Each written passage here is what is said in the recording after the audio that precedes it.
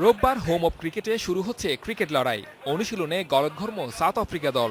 অন্যদিকে স্বাগতিক স্কোয়াড দিনটা কাটালো বিজ্ঞাপনের শুটিং করে। নেটে ব্যাট বলের দক্ষতার ঝালিয়ে নেওয়ার বদলে জাতীয় দলের স্পন্সর টেলিযোগাযোগ কোম্পানির প্রচারণার কাজে ব্যস্ত ছিলেন টাইগাররা। ওভারঅল ভালোই লাগতেছে এবং আশা করি সবাই অনেক ভালো উপভোগ করতে হবে সবাইকে একসাথে। এটা খুবই ভালো লাগছে, সবাই একসাথে আমরা একটা মাঠের মধ্যে আবার সেম ড্রেস পরে আসছি।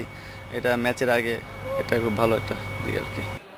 ম্যাচের সময় বিজ্ঞাপনী কাজে অংশ নিতে বিসিবির কোনো নিষেধ নেই, কিন্তু বিপত্তিটা অন্যখানে।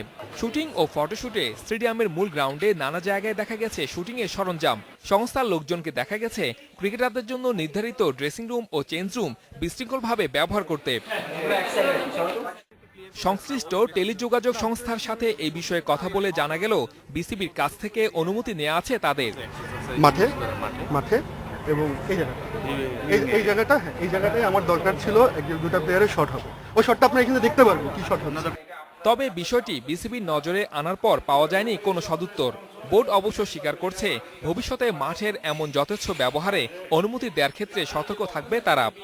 যেটা ঢুকছে এটা আমরা দেখছি, এটা আমরা আবার রিপেয়ার করে ফেলবো। এটা মনে করেন যে 1 বছরে একবার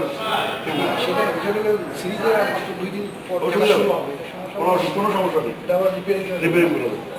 শেরে বাংলা স্টেডিয়াম বাংলাদেশের ক্রিকেটের কেন্দ্রবিন্দু, লক্ষ কোটি ক্রিকেট ভক্তের আগ্রহের কেন্দ্রবিন্দু এবং টাইগারদের জন্য যুদ্ধের ময়দান। এর ব্যবহার নিয়ে বোর্ড আরও সাবধানী ভূমিকা পালন করবে, সেটাই দেখতে চাইবেন সবাই। Saiful Majumdar, independent news, Dhaka.